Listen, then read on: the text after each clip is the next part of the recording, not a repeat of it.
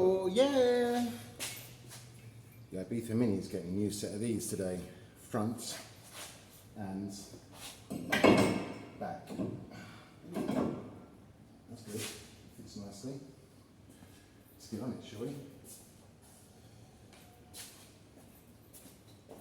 Just remember what I did with the other tool. We'll be there. I'm always losing my tools.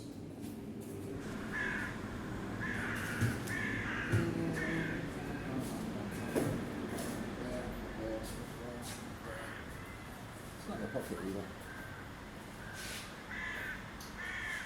What happens is there's little tiny people that walk around here and they have frog's feet and monkey hands, and they take my tools and hide them from me so I can't continue my work because they're disruptive little people.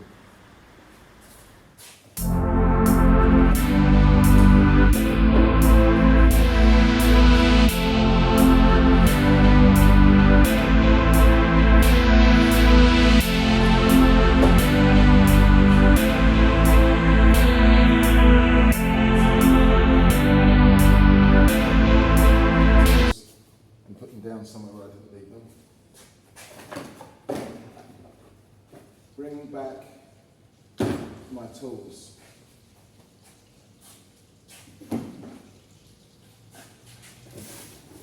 What the hell is going on?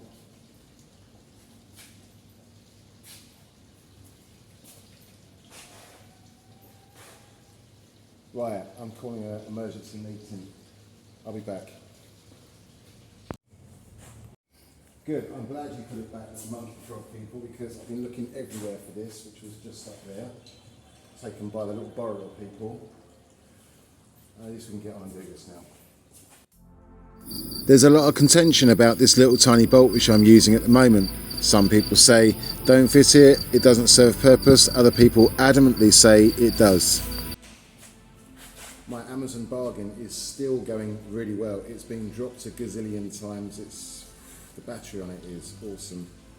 149 euros I paid for this, and 18 months later it's still going as good as the day I got it. Bargain, huh?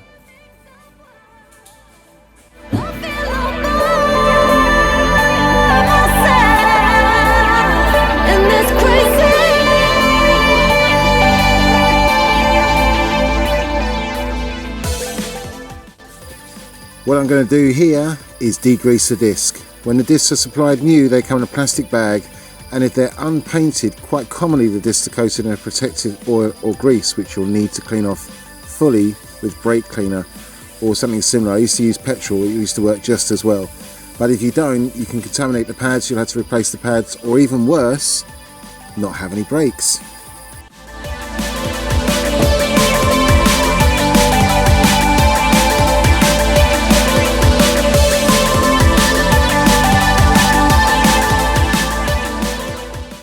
Before I fit the brake pads back on, I need to replace the brake caliper carrier, and for this I need some lock thread and the 2 caliper carrier bolts. I apply a few drops of the fine smelling lock thread to the caliper bolts, replace the caliper carrier, put the bolts in and tighten them up. The reason why I'm using lock thread is because I don't want the bolts to vibrate loose. This is the braking system, it's the most important thing on the car next to the tyres.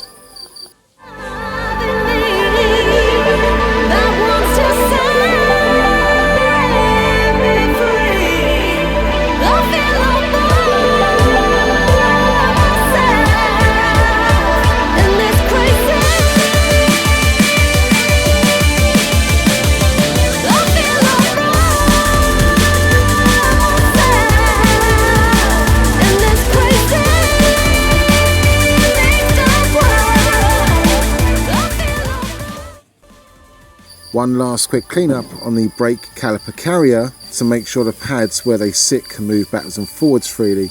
If you don't, they can bind on the disc, or even worse, not meet the disc or make full contact with the disc, decreasing stopping distance and braking performance, or even possibly overheating the disc. Imbalance on the front brakes is a common MOT failure, and this is normally the reason why if the calipers aren't seized. And that little last soundbite only took 17 attempts. The first 3 words are so difficult to put together. Oh well, on with the video. Another important thing you should always do when you're pushing the pistons back in the caliper is to remove the master cylinder cap. This relieves the pressure and, more importantly, it stops the jet from inside pushing up the cap and aerating the brake fluid inside, which could lead to brake loss or spongy brake pedal. Nobody likes a spongy brake pedal. Oh no, we like our brakes nice and firm.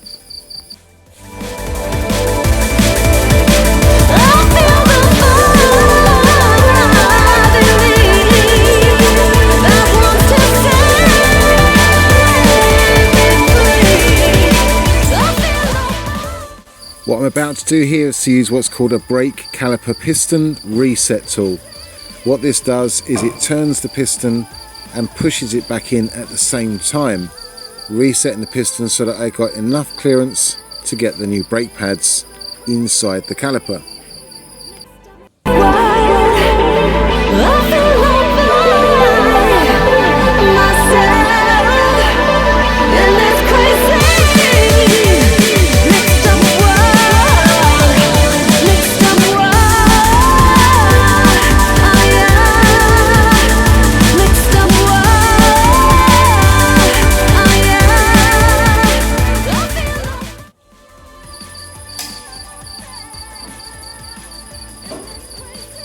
What my unusually quiet self is about to explain to you here is when and when not to use copper paste on the back of the brake pads.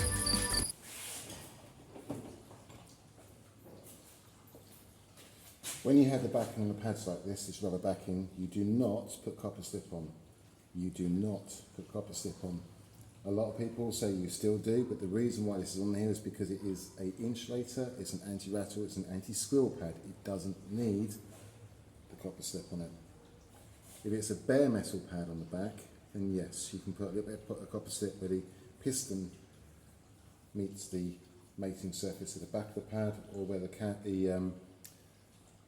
forks of the caliper rest.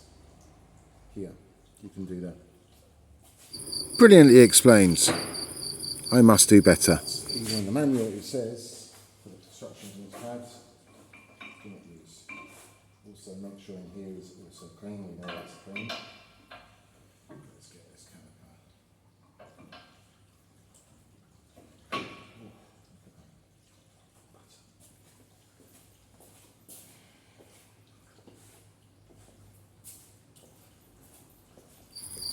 Next job, brake wear sensor.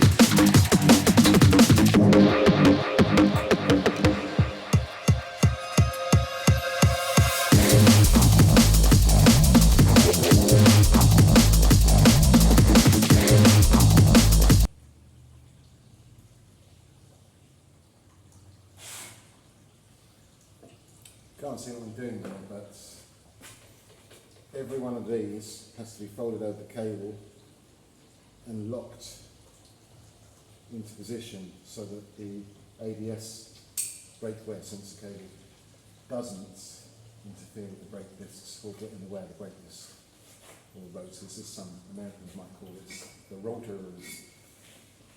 So what we're doing now is we are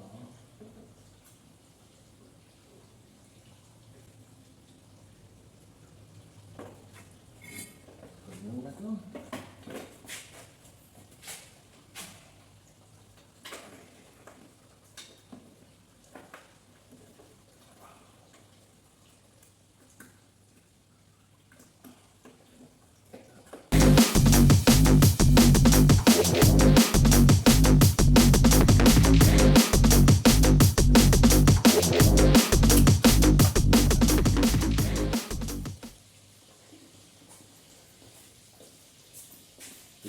putting an aluminium wheel onto a steel hub, I am going to put some special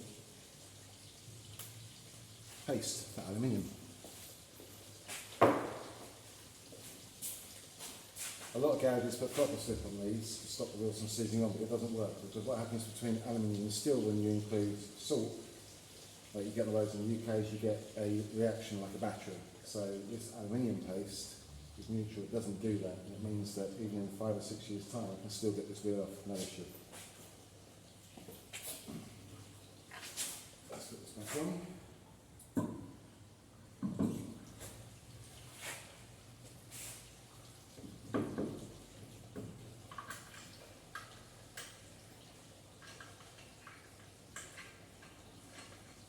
Put some copper slip on the wheel bolts, because these are dry. I will use copper slip on these because it's still going into steel. I want to be able to make sure that I can torque the wheels up correctly and that they'll come off again in the future correctly as well.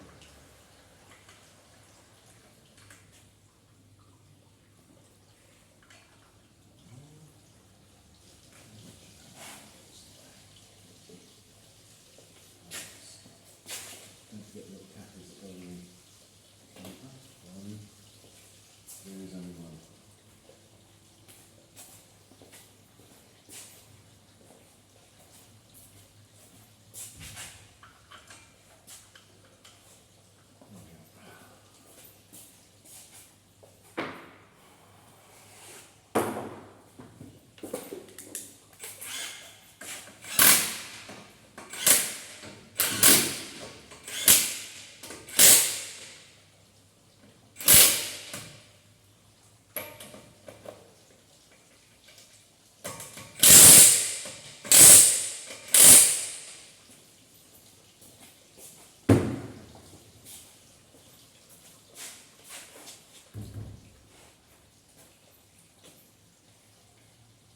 And that's how you change a disc on a Mini. Hope you enjoyed this little shorty. We'll see you in the next one, but just so you can see that there is progress on the Ibiza Mini. Take care of yourselves. See you in the next episode. Don't forget to like, share and subscribe and turn on notifications.